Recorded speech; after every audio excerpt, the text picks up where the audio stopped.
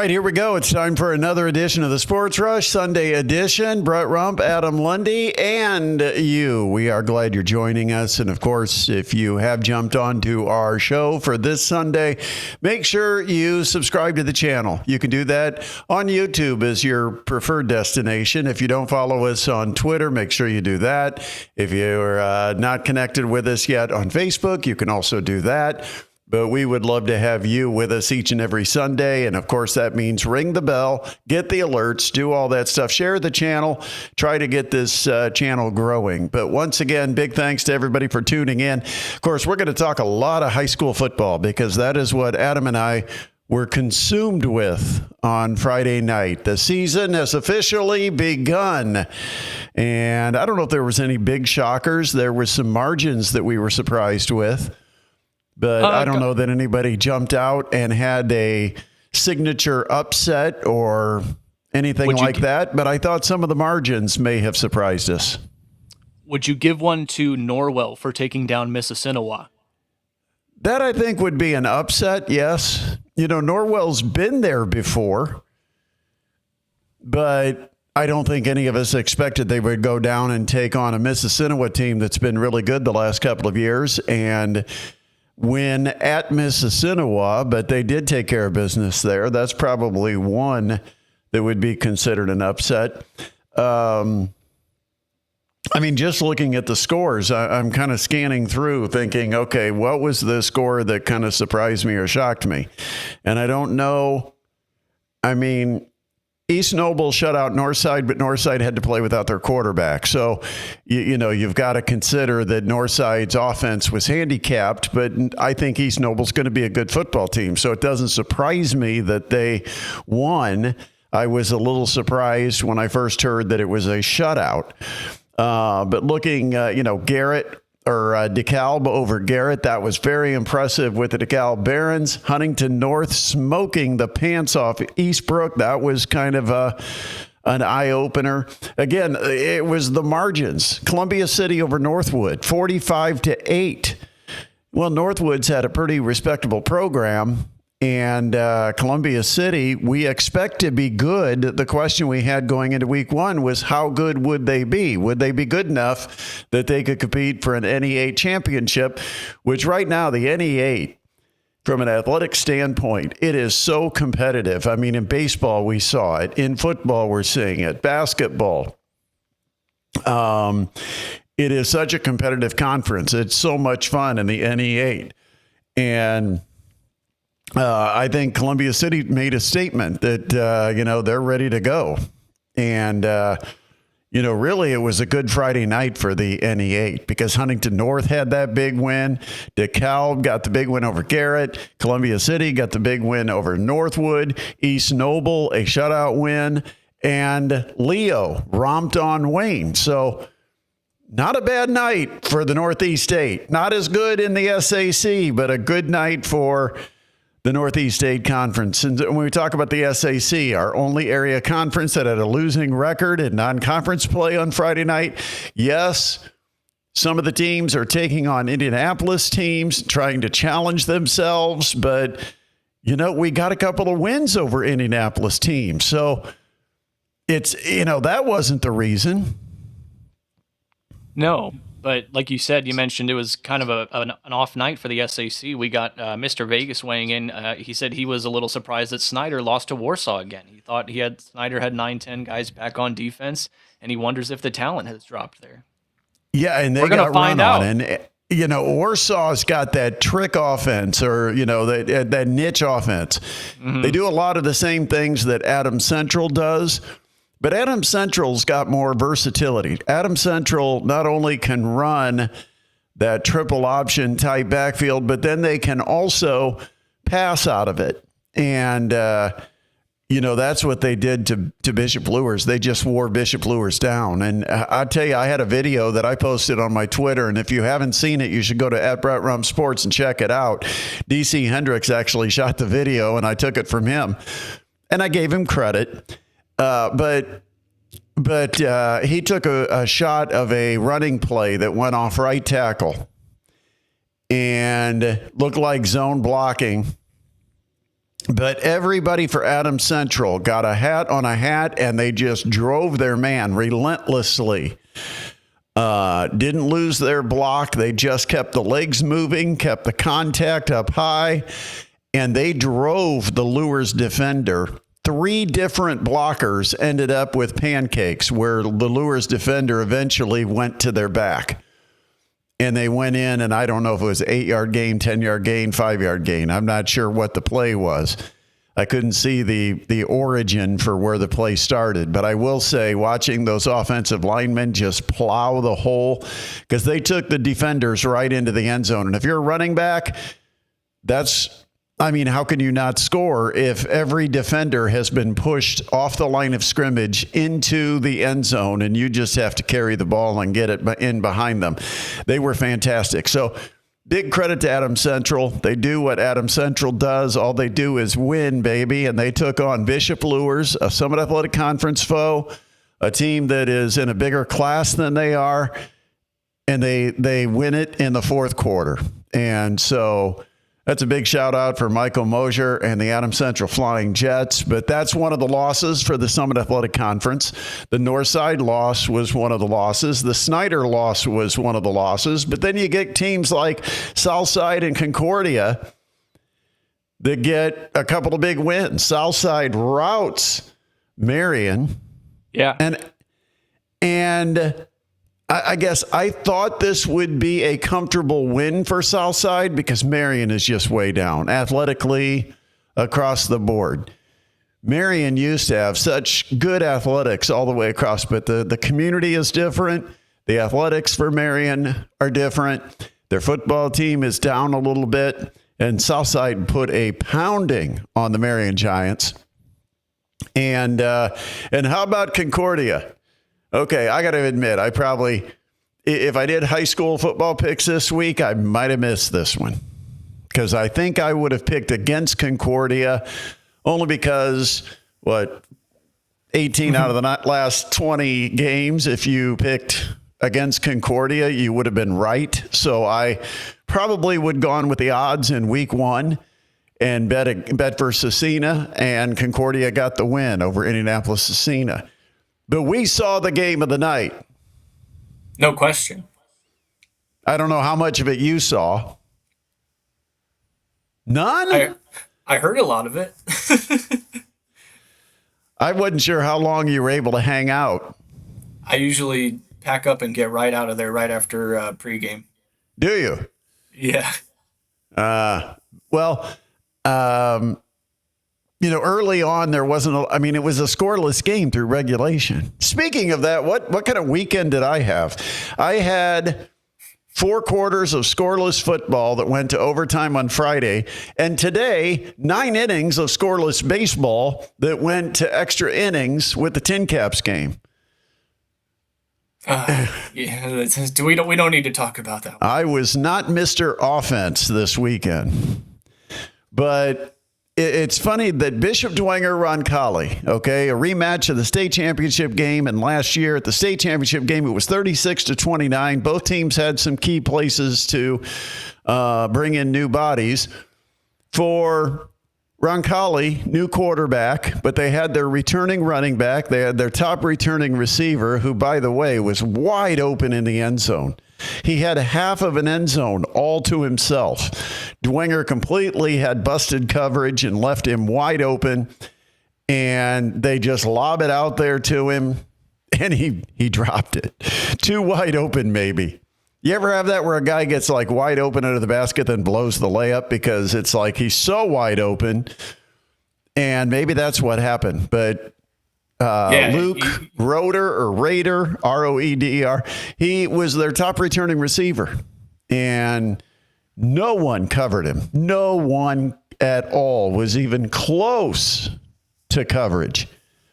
And so they just laid him a softball out there in the end zone, and he dropped it. It was not like the game deciding play or anything, but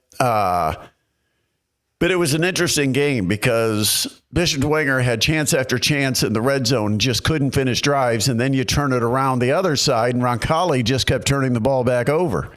6 turnovers for Roncalli. 6. Yeah. And the big one was the second overtime turnover, because they get a stop against Bishop Dwenger where Dwenger scored twice, but the officials didn't think so. Mm-hmm.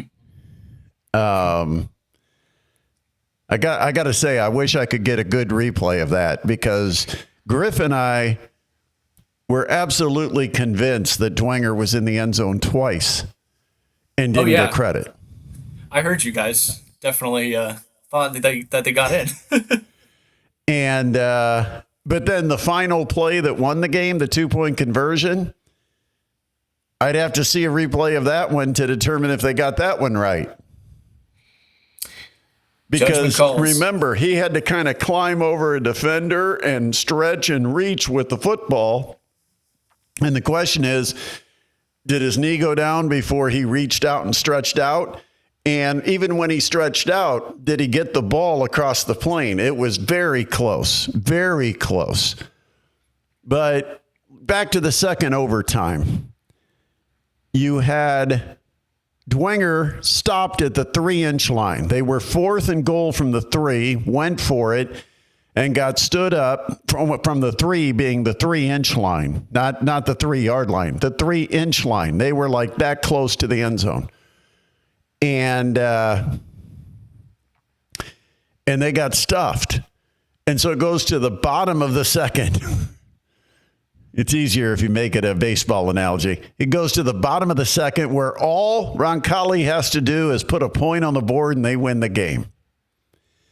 The first play from the 10-yard line, Roncalli fumbles the exchange between the quarterback and the running back. I mean, they could have, theoretically, taken first down and just kicked a field goal. Done. Yeah. Game over. But they went to give it to the running back, and on the exchange, Roncalli commits their 6th turnover of the game, and there was new life and another overtime for Bishop Dwenger. And in the third overtime, Roncalli had the ball first. They score. They kick the extra point. It's now 14-7. Bishop Dwenger gets the ball. They get it in. Gutsy play. 4th down, they're 3 yards away, and they give it to Colin Campbell. And I will say this. I was down on the field before the game during warmups. Colin Campbell is chiseled. That dude is in some shape. He is a strong back. He doesn't look that big when you're up at the top of the stadium, but that dude is strong. And he took that ball, and from the 3, he just was not going to be denied. He was pulling tacklers, and then as he went down, he realized he was falling onto the top of a defender, and he kind of rolled over him to get into the end zone without touching a knee or an elbow. So great play to score the touchdown. Then they decide, we're going for 2. We're going for the win. And Griff and I, we were split on that decision. Mm-hmm. I thought, you're lucky to be in this situation. Take the point and figure it out in the next overtime. But Griff was like, I think you take the momentum and you go for it. And that's what they did. They went for it. And by the tip of the football, they got it across the plane. Colin Campbell again with a tough, aggressive run. And Bishop Dwenger knocks off Roncalli to open up the season. But last year, these two teams opened the season against each other, then met for a state championship. Are we seeing a duplication of what we saw last year? Are these the two teams that are going to meet at the end of November and decide a 4A championship? Well, remember, Dwenger's in a tough sectional. But what you've also got to remember is last year, these two teams played a 3-0 game to open the season, and they finished with a 36-29 game at the state championship. Well, I went into this game, and jokingly, I was telling people, well, at least we know we're not going to get another 3-0 game. I was right. How wrong you were. Yeah. In a way. 0-0. You know, you see 15-14, unless you really pay attention to the details. 0-0 at the end of regulation. Nobody could score.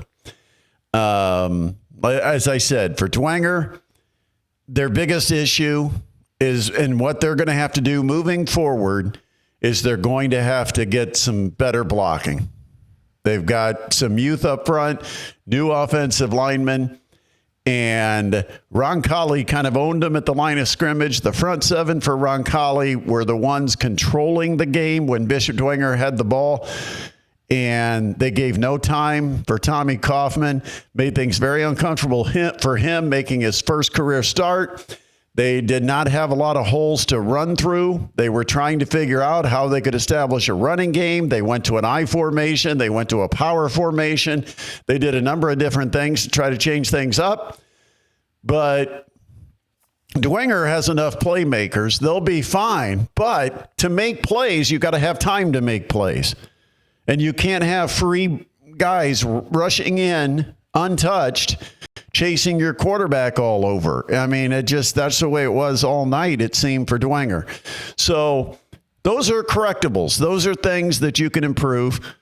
And I think Dwenger will be better when they maybe don't play as good an offense or a defensive front seven as what they faced in Roncalli. But it'll be fun to watch what the offense does this week. They go to Ohio and play a team in Ohio and see if they can put up some points on the road in the Buckeye State. But what a game. Yeah, very fun way to start the season. And it'll be interesting to see if that Bishop Dwenger offense develops similar to the way it did last year when they already started off with a stalwart defense and then had to kind of figure the offensive side out. So we'll see if that happens again this year. The positive is no turnovers. Dwenger did not turn it over. Roncalli turned it over 6 times. Normally games like that aren't even close. But Dwenger did take care of the football. They did have a couple of big plays. They busted open a screen play that went for like 50 yards. And then they had a beautiful deep post over the top of the defense. And that's why I think if they get some time to throw, they're going to have some playmakers. Carter Zent going down the field. Thomas Danis going down the field. They got Max Jordan, who is going to be a factor. He was out of the game, I believe, with cramps, because we had 2 or 3 players that had left the game during the course of the game with cramping. And Max Jordan's going to be a guy that makes some plays. But they just didn't have the time to make them. And so they've got to get that part corrected. But their defense, that's legit. Their defense is legit because that's a very good Roncalli team with a big offensive line, a good running back who's a big running back. He's like 6'1", 215. They've got a couple of guys who can catch it, although they didn't. But I thought their secondary coverage was outstanding. Nick O'Keefe had a couple of interceptions. Just a really solid defensive effort. And I said this last week right here on the show. I said for Bishop Dwenger, it's going to have to be the defense that establishes early on, and the defense may have to be how they win games early. But I think the offense, with the number of playmakers they got, you get the new guys some experience and kind of improve maybe some of the deficiencies, they'll be fine. So that'll be a fun team to keep an eye on. And in fact, you might as well mark the calendar right now. What is it, week 4? When we're going to have Carroll at Bishop Dwenger at Shields Field? Because right now, my thought is that's going to be the Summit Athletic Conference Championship game. In fact, I just opened up the comments. Look at you. And Mr. Vegas is already thinking like I am. Mm-hmm. September 11th, 9/11. It is Carroll at Bishop Dwenger. We will be there. We've already submitted that will be our broadcast for the night. And so Carroll at Bishop Dwenger. Carroll was dominant on Friday night against Hamilton Southeastern, one of the bigger schools in the state, a team that has had some pretty good football teams. Now, I was talking to my Indianapolis sources. I have secret Indianapolis sources that I talk to about teams around Indy, right? Yeah. My secret sources told me that between Fishers and Hamilton Southeastern, both programs down in football. Because I'll have to go double check, but I thought those were the two teams we've got that mix in with our teams for a Class 6A sectional. But I was told Fishers and Hamilton Southeastern both down, but there's a lot of talent. Lawrence North, really good. Carmel, Brownsburg, Westfield. I believe Avon is another one of the teams, and of course Center Grove. Next week, Carroll goes down, plays Center Grove. Keep an eye on that one, because if they can win against a team that's down from Indianapolis and Hamilton Southeastern, but then go to Center Grove and win. And Gabe Freisinger was outstanding for Carroll. They have been very fortunate because they have had like three really good quarterbacks in a row. So, and Freisinger put on a show. In fact, I think I've got, if I'm not mistaken, I think I've got his stats. Nice. 25 of 34. Okay. Yeah, that's slinging it. 380 yards through the air. But the thing we've been saying about Carroll year after year after year, 25 carries, 30 yards on the ground. Lack of balance.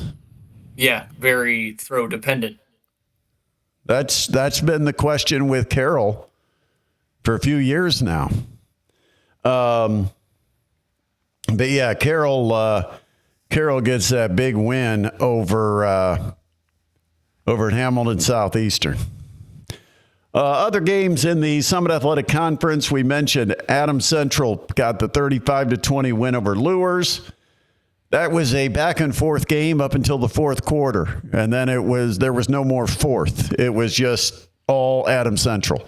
Concordia, the win over Cecina. Southside big over Marion, 49-6. Westfield beats Homestead. But if Westfield truly is one of the top 5 or 6 teams in the state,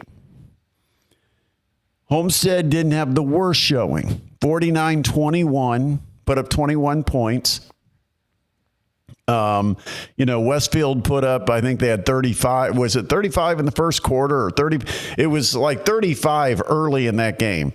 And so we'll see how Homestead responds next week. But that was not all that bad.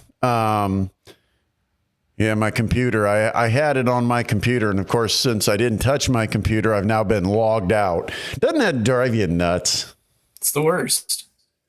When you're like, oh, I'll put this on my laptop so I have easy access to everything. Yeah. And then I go to look at my laptop and I'm logged out. And the company requires like a 24-character password. So it's like takes forever to log back in. Who does Homestead play next week? Let's see. I'll find that for you here. They play Noblesville. Oh, that's a good one. Wait a minute. They've got them at home?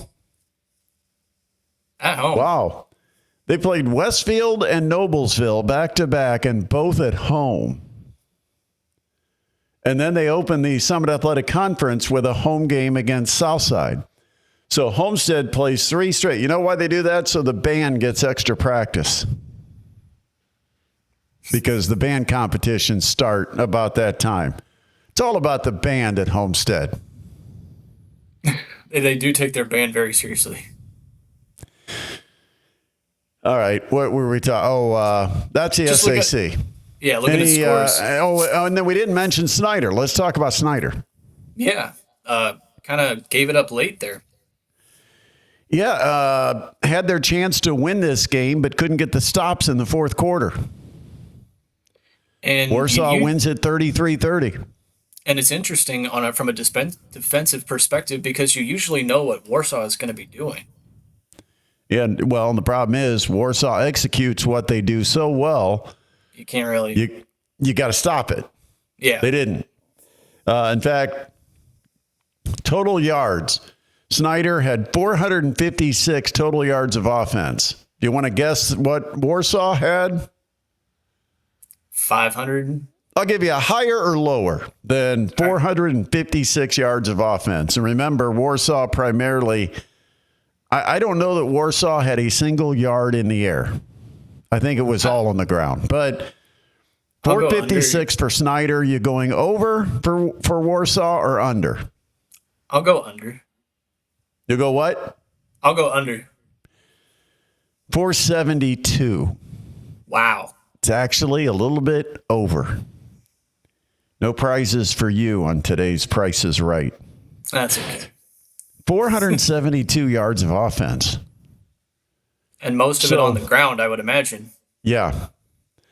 But Max Johnson, quarterback play was an issue for a good part of the season last year. Max Johnson was 18 of 30 for 224 yards through the air. So Snyder was willing to throw it, and they didn't do a terrible job throwing it. 18 of 30, 60% completion percentage, 224 yards, 2 touchdowns. And, of course, Burton, their outstanding running back, he carried it 23 times for 220 yards, got it in the end zone twice. So, that once again, Warsaw's a good football program. They're well coached. But Bart ball, as Ryan says. Yeah, it's Bart ball. It's they execute and they're tough to stop. And Snyder didn't stop them when they needed to in the fourth quarter. Yeah, we'll see if they can shore up their defense. We'll be there week 2. All right, Mr. Vegas, we're not talking NASCAR. Is that NASCAR? The New Hampshire race. I have no idea. Yeah. No, we've got too much high school football to talk about, Mr. Vegas. We got Colts football to talk about. We got fever. We're going to talk about Aaliyah Boston, my favorite subject. All right, let's talk about NE8. We've mentioned Columbia City 45-8 over Northwood, DeKalb 46-7 over Garrett. Heritage beats New Haven. That's not a good look for New Haven. No, not a good start. Losing to an ACAC school. And no disrespect to Heritage, but New Haven is expected to beat them. And 2 East Allen County schools. Heritage 21, New Haven 2. I think it was a bad snap on a punt that got New Haven their only 2 points of the game. Huntington North, big over Eastbrook, 45-13. Belmont lost their 43rd straight. But they only lost by 4 to Madison Grant. Yeah. After 42, 43 losses, I don't know if you can have moral victories, but it's the not one bad. thing, you've got a brand new coach. And so the message from the coach has to be, we're going to do things a different way, or we're going to do things that will produce results. And what the kids need to see is there's the arrow pointing in the right direction, right? That it's not going to just be status quo, that there's a reason they're going to commit to that extra work and all, because they believe, yes, there's potential to take it up. And we've seen it at Southside. Andre Goodwill has done that with the Southside Archers. Took over the program. His enthusiasm was contagious. He made the kids believe, and even though they didn't get the wins right away, they were believers that they were doing something right, and eventually it could pay off. And now they go and get that big win to open up the season against Marion, see if they can continue and get a few SAC wins along the way. But, they're definitely a program rising. And they're rising from kind of the ashes of the SAC because they were right at the bottom. And I think that's what's happening with Blakey at Belmont. That he's come in with an infectious enthusiasm. He's gotten the kids they have to kind of buy in and believe, hey, we can do it differently. What happened in the past is the past. The team that takes the field didn't lose 42 games.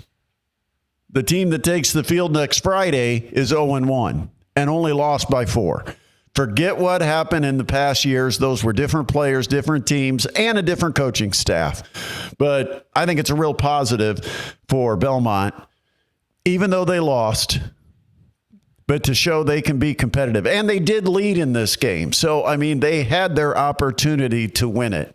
They just have to learn how to win, what it takes to win, that little extra edge. But they were right there. And then Norwell got that win. And a little bit of the same thing for Norwell, although not to the extreme of Norwell or of Belmont. But Norwell has to show this is going to be a different year than a year ago. They were down. But Norwell going on the road, getting that win over Mississinawa, that, as you said right off the jump, that's impressive. Yeah, big win for the Knights. And then there's Leo. Handled business. Wayne beat 42-0. I don't know who we learned more about in this game. Man, that's a tough question. Because I think most of us expected that Wayne is going to be better than they were a year ago. And personally, I thought Leo had some significant losses in the backfield, a couple of big offensive linemen, defensive front. I thought Leo was going to, I don't want to say take a step back, but again, not play their best football week one, that it would be a little bit of a work in progress, gain some experience over the first 2-3 weeks, start playing better mid-season. But 42-0 over Wayne, that is a statement for Leo. It's a concern for Wayne, but I'm not sure which of the two teams we learned more about. Yeah, it's tough. It's like, is Leo as good as they were last year, or is Wayne as bad as they were last year? We did learn Isaiah Detmers is a guy to start talking about. Detmers did it all: rushing, catching, touchdowns. Big game for Isaiah Detmers. Paul Woods, who is now in the backfield, he was a linebacker, and I think he still plays linebacker, but also runs the football. 59 yards rushing on a part-time basis in the backfield, a couple of rushing touchdowns.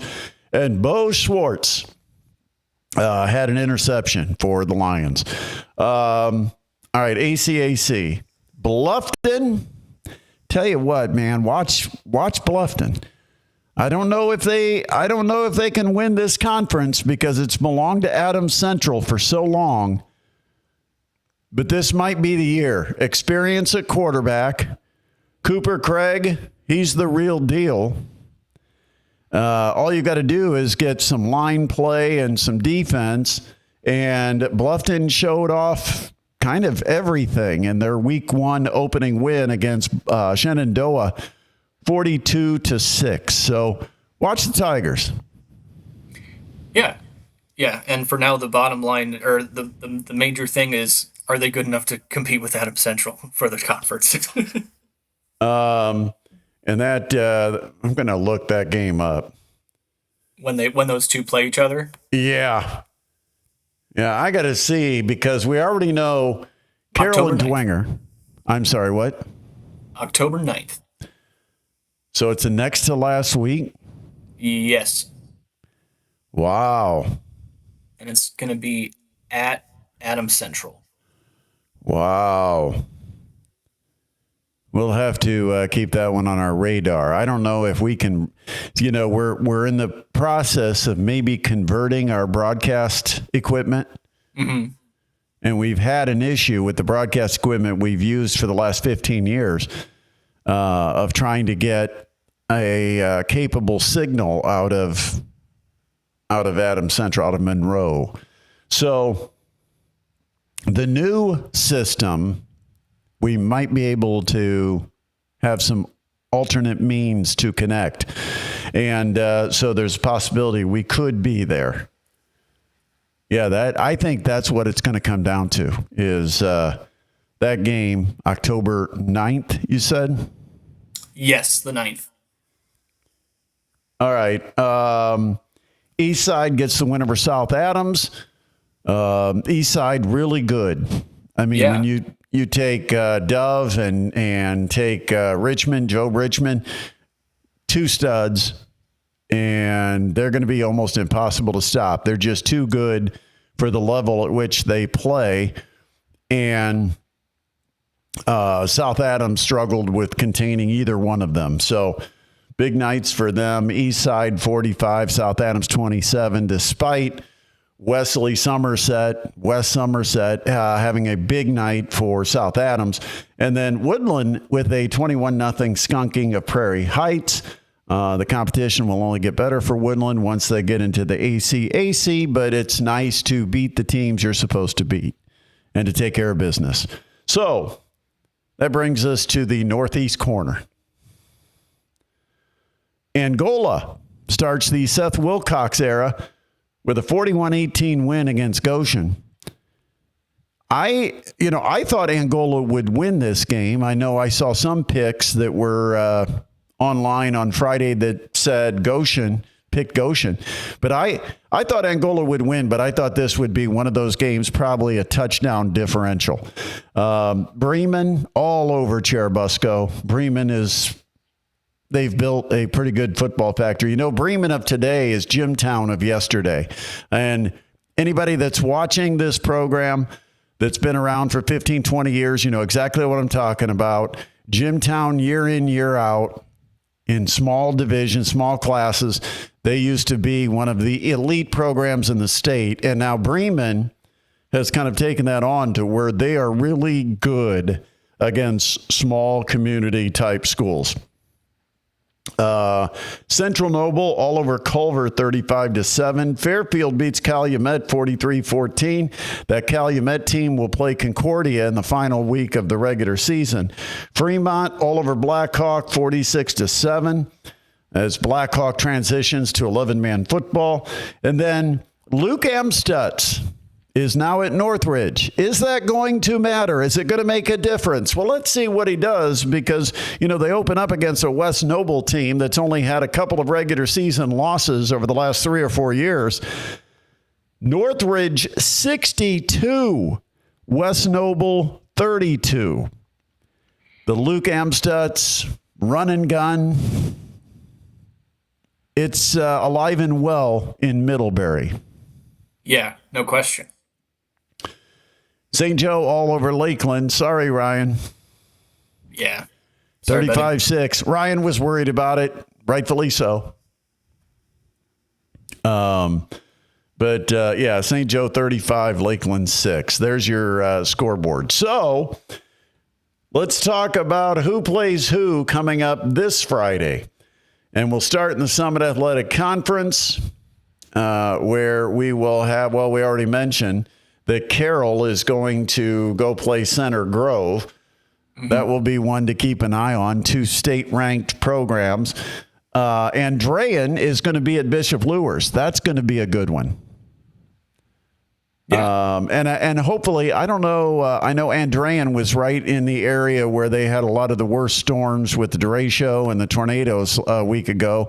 I don't know if they've been affected by the power outages or anything else, but Andrean at Bishop Lewis, that'll be a 7:30 start. Carroll at Center Grove will be a 7:30 start. Decatur Central will be at Wayne. I'll just say that will possibly be ugly early for the Wayne Generals. Then you've got East Noble Snyder. It's the opening of Russ Isaac Stadium. It is where we will be. And I would imagine any media with a pulse will also be at Snyder that night. It's going to be hopping. It's, they really do need to try to work it out. This would be my suggestion. Not that my opinion matters any more than anyone else's, but my suggestion, until they know what kind of parking they really have there, because I thought it was a lot of cars for not a huge crowd when they had the dedication of the Russ Isaac Stadium. Mm-hmm. And that was only a Snyder crowd. There were no visitors. I think what they need to do is get a couple of school buses, maybe 2 or 3 school buses, have people park at Northwood, make because Northwood Shopping Center has that outer lot that's like between McDonald's and Pizza Hut. They've got that outer lot near the road, away from Target, so it doesn't, there's nobody else around, and get people that park there, get them a free shuttle to the game and a free shuttle right back to your car after the game, and free up a little bit of space. And let's see, because you can do a tally at the end of this game and say, okay, we had 66 cars that parked at Northwood, and we had 20 spaces still available at Snyder, or something like that. Because if you have no spaces at Snyder and then you have 100 cars that had to park at Northwood, you might have a problem down the road, especially if you get into postseason. So Kendallville is going to travel. East Noble is going to bring a good boatload of fans. Be prepared for it. Snyder obviously is going to have all their alumni, their former players. I mean, it's going to be a big Snyder crowd. This is a huge night historically for anybody that's associated in any way with Snyder High School. They have never had a home game. And I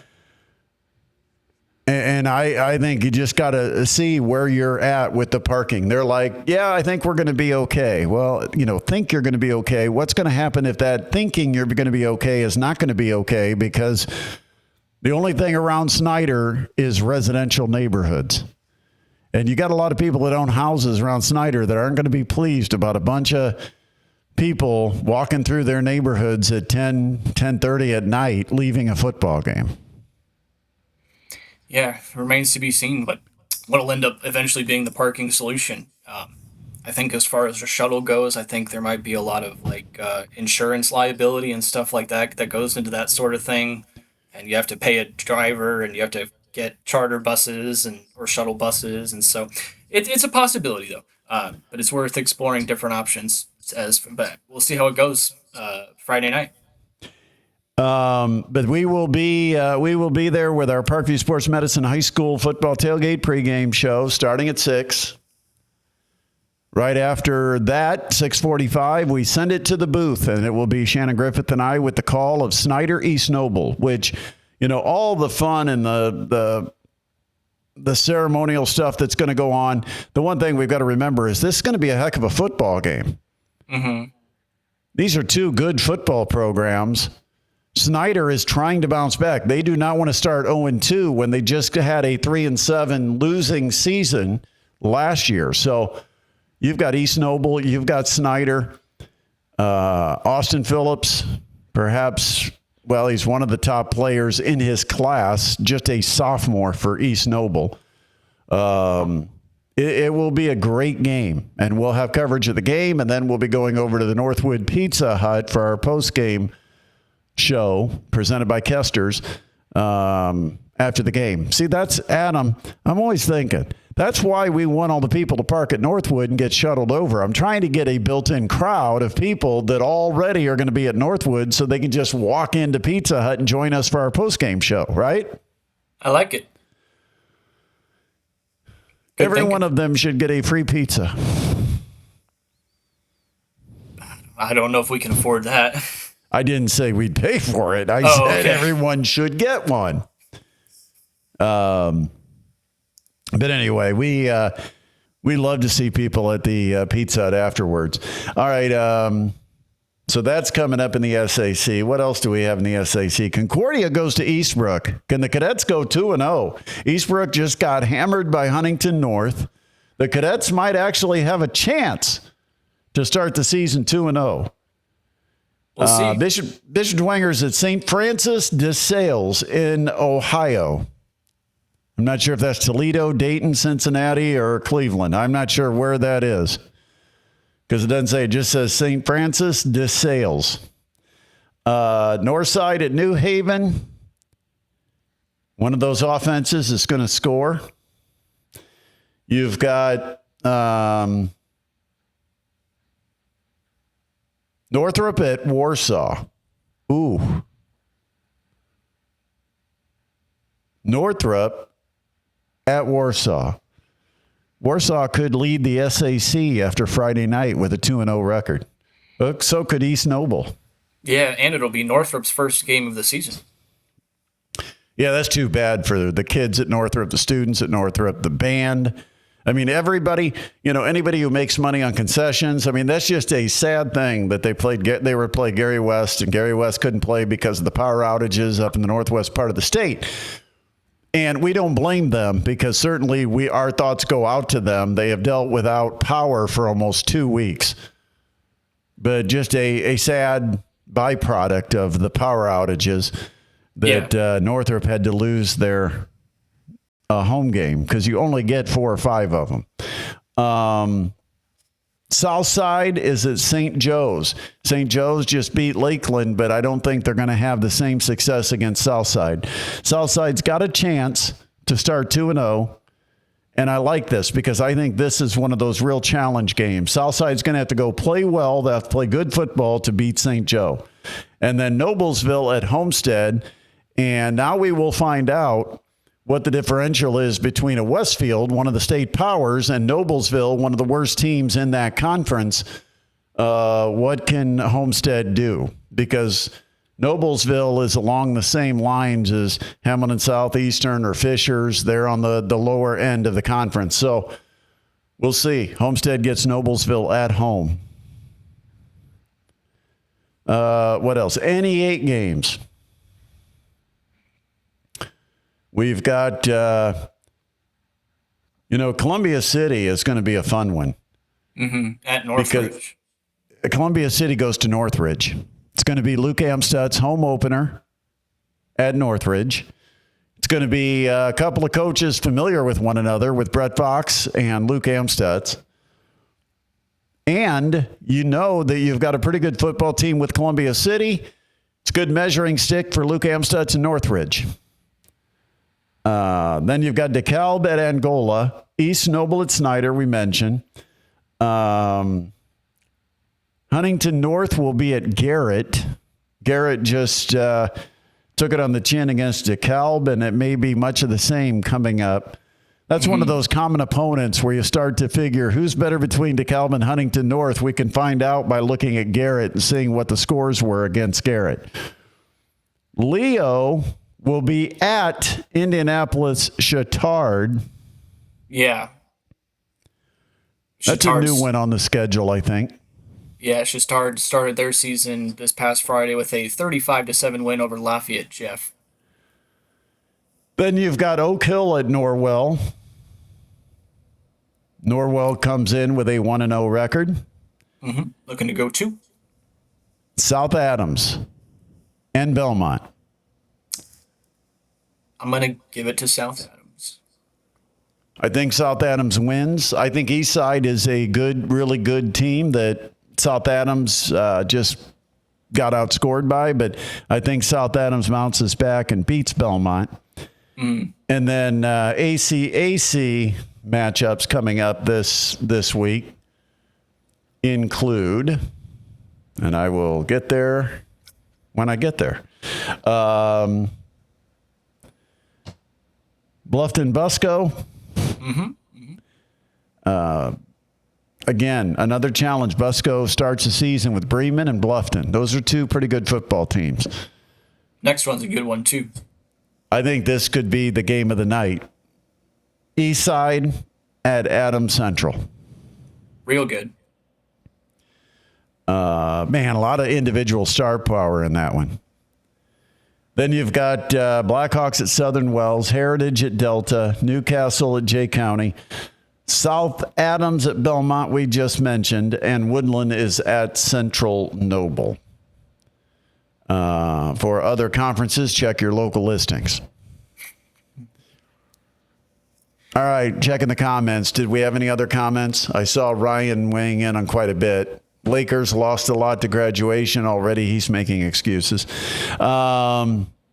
He says, when a Fort Wayne school plays a team like that, do they leave school early? Generally, no, they leave right when about time school ends. If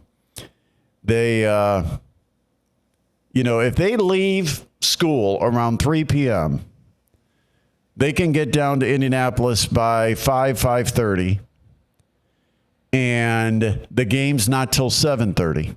So there's time. There you go. All right, so the Indiana Fever lost another game they could have won, and they've lost a couple of these games that they could have won and didn't. I still, individually throughout the game, wonder about some of the matchups. I wonder why is Hines Allen, why is she playing? She seems to have no productivity. Lexi Hull has become a shell of herself. I don't know what has happened with Lexi Hull. Is it she's not quite as strong? Did she lose a little strength?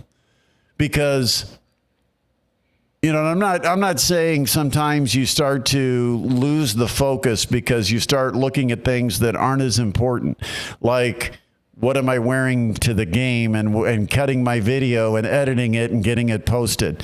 But she is obviously a very heavy presence on social media. She hasn't been much of a presence on the court. What she was doing well was defending, rebounding, and occasionally hitting a three. All three are down right now. And I don't think anybody is more overpaid in the WNBA than Aaliyah Boston. She is not a great screen setter. If you watch her set screens for Caitlin Clark, she slips a lot of them where she doesn't actually set the screen. She comes up and then slips off before the screen is actually set. She is nothing but a bully when she gets down by the basket where she has to throw a free arm into a defender and then complain about the call. She's shooting over 50%, and she's certainly no Angel Reese, who takes it to a whole nother level. But remember, Aaliyah Boston is being paid like she's one of the top 4 or 5 players in the WNBA. And I'm still wondering, why did they pay her so much money? I don't see the value. I don't know analytically how you take what she does and translate it into a salary, but it just feels like she's overpaid. She is a person that needs someone like Caitlin Clark, because Caitlin Clark gives her half her points. Half the points she scores because of Caitlin Clark. She needs to be on the team with Caitlin Clark, and you don't have to pay somebody who probably realizes they're a beneficiary of playing with Caitlin Clark. A lot of the pick and roll game, a lot of the short rolls, a lot of the pick and pops, and even posting up where Caitlin Clark knows how to get the ball to her in the right position to be able to score from the post, that is a skill.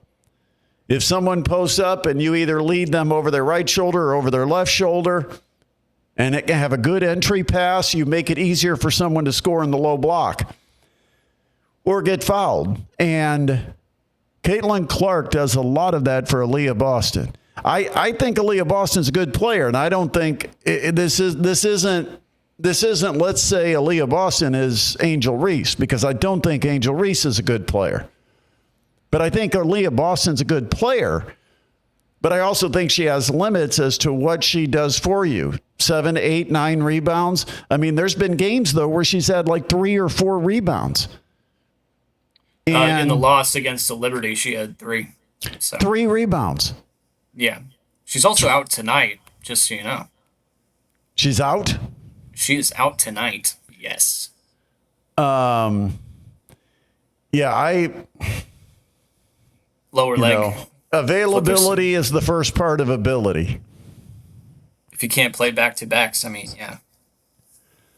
There's only so many WNBA games. You can't be skipping back-to-backs in the WNBA season.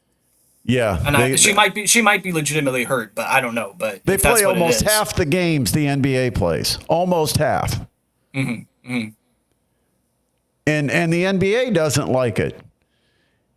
And you have what, 4 or 5 back-to-backs in the WNBA season? Yeah, if that.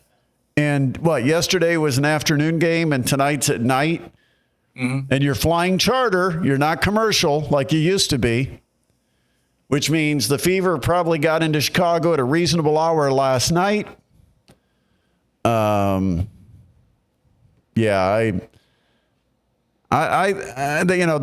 a concern for me because now the Fever are locked in on Aaliyah Boston, and she'll take a good chunk. Because remember, they've got a salary cap now, and I think because of the money for Aaliyah Boston's why the Fever don't have the money to get players better than Maisha Hines-Allen, who does almost nothing. Monique Billings, who doesn't do a whole lot. The person they counted on is the one they drafted, Timpson. Anyway, tonight, Fever, Chicago, the rematch. Remember the last time was kind of interesting between these two teams, so we'll have to see how that plays out tonight with Sophie. Yeah, starting and Carrington. Are there going to be people in the seats wearing the XXXY shirts? These two teams, national audience, it'll be interesting to see what happens. So that starts in just a couple of minutes. So we're going to just about wrap up. Colts. All we know is the Colts better not rely on their backup quarterback to win games this year. Neither of them. Both of them. We don't even know who it's going to be, and we don't like it. Either option. Daniel Jones, stay healthy. That's all we got to do. There you go. Okay. I mean, we've got to start looking at rosters and figuring out where there's quarterbacks that might get cut. Yeah. That are better than what the Colts have. Anthony Richardson right now, I think, is ahead of Riley Leonard. But he's a guy who wanted to be traded. Are you going to ride Super Bowl hopes or playoff hopes on Anthony Richardson? I think the Colts could be sneaky good this year with Daniel Jones. But from what I've seen in the preseason, it's same story as last year if they don't have Daniel Jones. Because they do not have a backup quarterback. Yep, that's it. Didn't have much of anything in their preseason loss to the Falcons. No. And all I was hearing was when they were playing in the scrimmage or in the joint practice that the Colts were dominating the joint practice. Well, I hope they did because that was mostly the first team guys because Saturday was whatever people paid to go to that game, they should have been refunded. All right. So once again, make sure you subscribe, make sure you like, make sure you share, and ring the bell so that you get alerts as to when we go live or have any kind of new posts on our channel. Coming up on Friday, I hope you are with us either on the air or in person for Snyder East Noble. That is our Midwest Box Breaks high school football game of the week. We will have the crew out there for our tailgate pregame show, and postgame will be at the Northwood Pizza Hut. Tin Caps final homestand. They had a good week. You know what? They don't have a high A roster. They have what I would think is a kind of a good low A roster that they're challenging guys by putting them here in Fort Wayne. But it's not a roster 1 through 9 in the batting order that's truly high A talent. Today we saw with Great Lakes what that type of a roster looks like. Great Lakes is really good. And the Tin Caps played them almost even all week long. And got to extra innings today and unfortunately dropped a 2-0 decision. Got to extras 3 days in a row. Yeah. They just keep. And remember, Great Lakes was the team that the Tin Caps played when they cost everybody a fireworks display on July 4th. Mm-hmm. When everybody was waiting for the fireworks to start because the Tin Caps kept going extra innings and more extra innings. It was Great Lakes. So the Tin Caps have played really well against Great Lakes, South Bend. I mean, the best teams in the league, the Tin Caps have played really well against. Beloit. Next week, Dayton comes to town. And that series starts Tuesday and Sunday, and then it's done for the year. So if you're going to get to a Tin Caps game, you got to do it this week. That'll keep you busy for a week. And then, of course, you're going to be going on vacation soon. So you're still here next Sunday, right? All right, cool. Yep. All right, my man. All right. Thanks, everybody. We appreciate you joining us. We'll have some shorts and other video posted during the week, but plan on being with us next Sunday here on the Sports Rush.